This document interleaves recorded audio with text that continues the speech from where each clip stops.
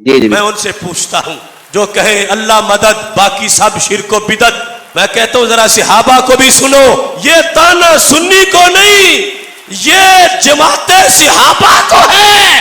صحیح مسلم میں حدیث شریف، صحابہ کا دین فَإِنْ آمَنُوا بِمِثْلِ مَا آمَنْتُمْ بِهِ فَقَدِ اهْتَدَوْا۔ صحابہ کا عقیدہ کیا ہے کہ میرے آقا صلی اللہ علیہ وسلم ایک جبہ پہنتے تھے خطبہ جمعہ میں، خطبہ عید میں۔ جب میرے آقا علیہ السلام کا وصال ہو گیا تو وہ جبہ سیدہ عائشہ صدیقہ رضی اللہ تعالی عنہا نے پاس رکھا۔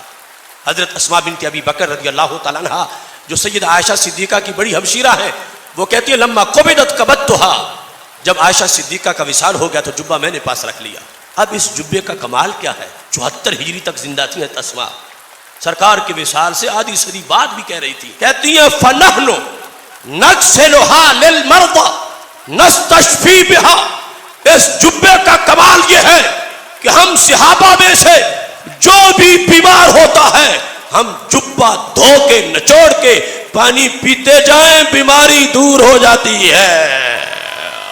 مسلم شریف سے پیش کر رہا ہوں، مسلم شریف، نحن نغسلها، ترجمہ یہ نحن ہم، نغسلها اس جبے کو دھوتے ہیں، للمرضى، مرضى مریض کی جمع ہے، دھوتے ہیں مریضوں کے لیے، نستشفی بها، ہم اس جبے سے شفا چاہتے ہیں، جبے کے ذریعے سے شفا چاہتے ہیں۔ میں ان سے پوچھتا ہوں جو کہیں اللہ مدد باقی سب شرک و بدعت، میں کہتا ہوں ذرا صحابہ کو بھی سنو، اللہ مدد باقی سب شرک و بدعت، یہ تم مودی کو نہیں کہتے، یہ تم سنی سے کہتے ہو، تو پھر سنو، یہ تانا سنی کو نہیں، یہ جماعت صحابہ کو ہے۔ ہوش کرو، جب صحابی بیمار ہوتے تھے تو کیوں نہیں یا اللہ مدد کہتے تھے؟ کیوں جبہ دھوتے تھے؟ کیوں نچوڑتے تھے؟ کیوں پانی پیتے تھے؟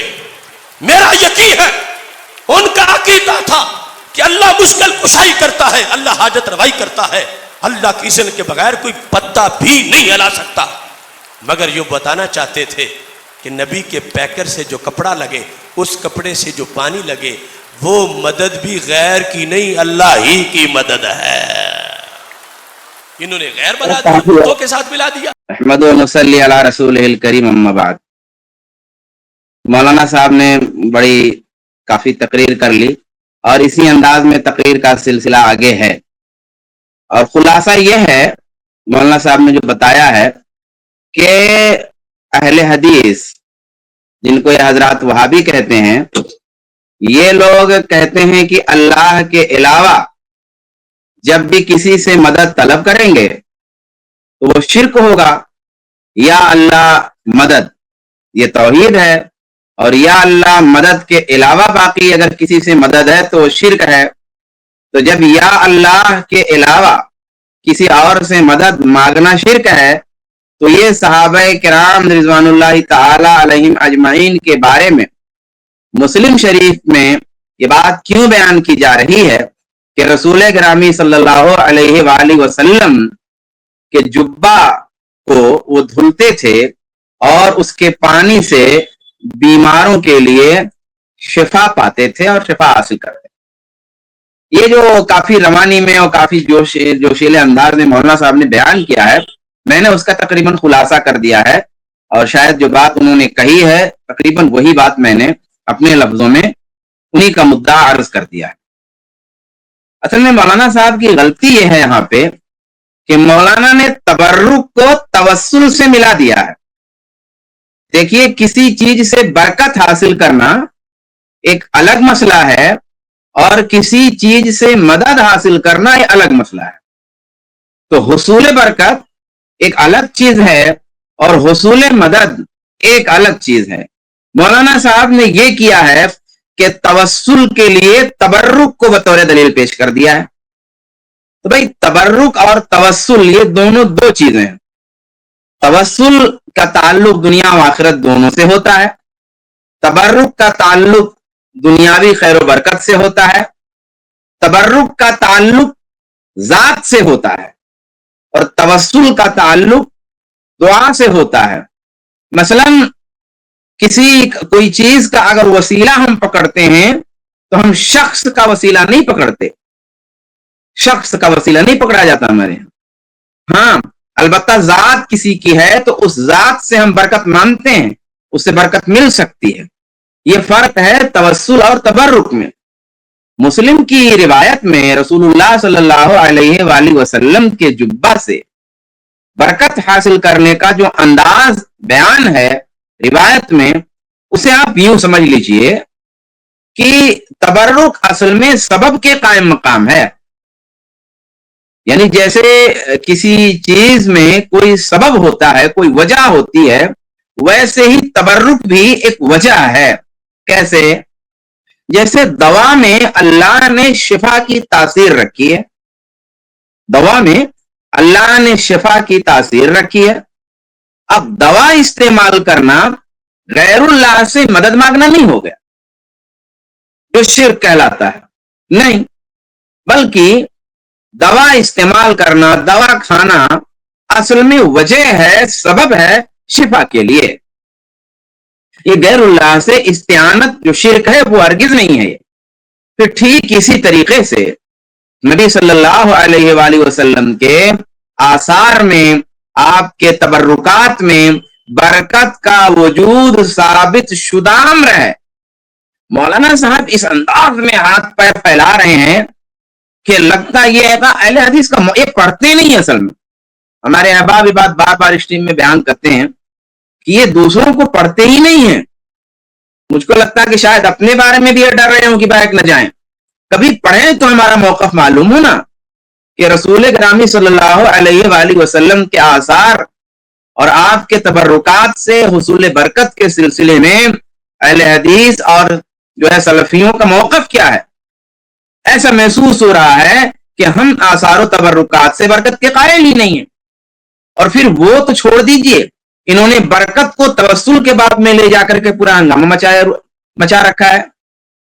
تو میں یہ عرض کر رہا تھا کہ اللہ کے رسول صلی اللہ علیہ وآلہ وسلم کے آثار اور تبرکات سے برکت حاصل کرنا اور ان میں برکت کا وجود ایک حقیقی بات ہے، ایک ثابت شدہ چیز ہے. ان سے شفا حاصل کرنا غیر اللہ سے استعانت کی دلیل نہیں ہے. یہ غیر اللہ سے استعانت اور مدد والی بات ہے ہی نہیں، کیونکہ تبرک ایک الگ چیز ہے اور توسل ایک الگ چیز ہے.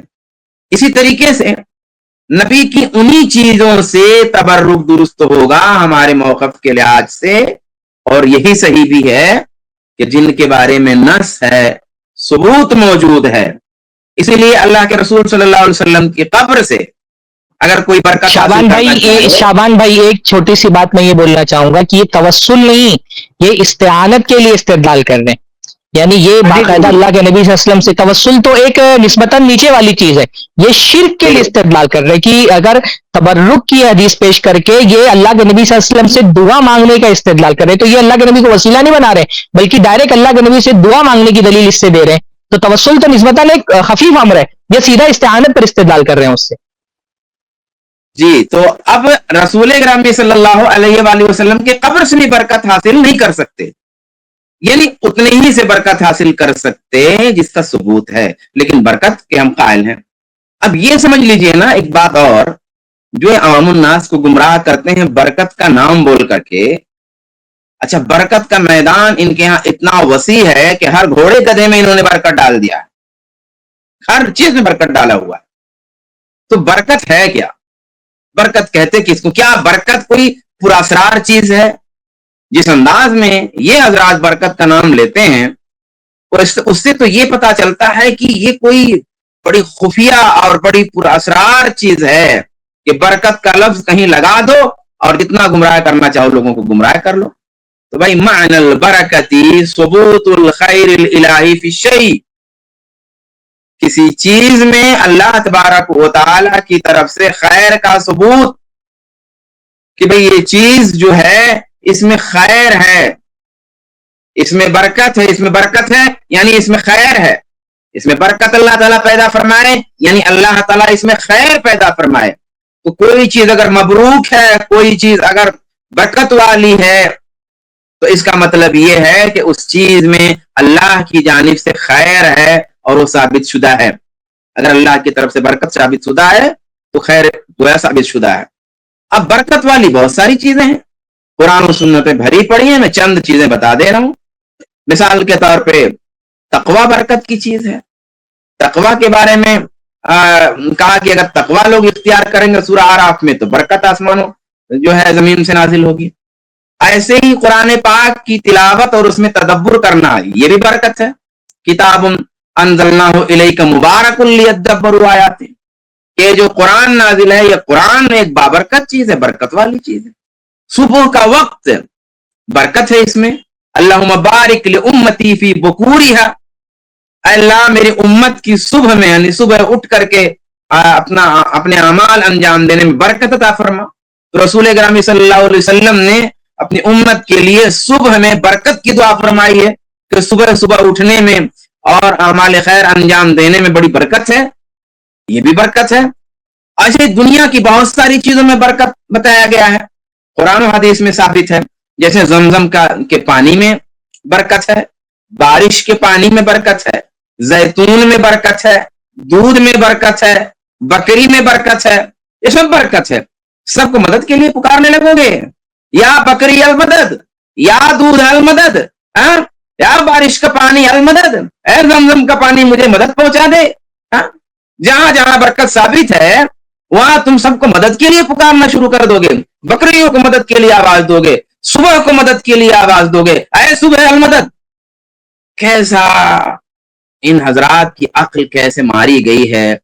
اللہ خیر فرمائے، اللہ خیر فرمائے، اللہ ان حضرات کو ہدایت عطا فرمائے. اتنی معمولی سی چیز ہے مگر برکت کا ان کو معنی نہ معلوم ہے، نہ اس کا مفہوم معلوم ہے، نہ محل شاہد معلوم ہے، نہ محل استدلال معلوم ہے، کچھ بھی نہیں. اٹھا لیا اور چیخنا شروع کر دیا. اللہ جو ہے ہدایت عطا فرمائے.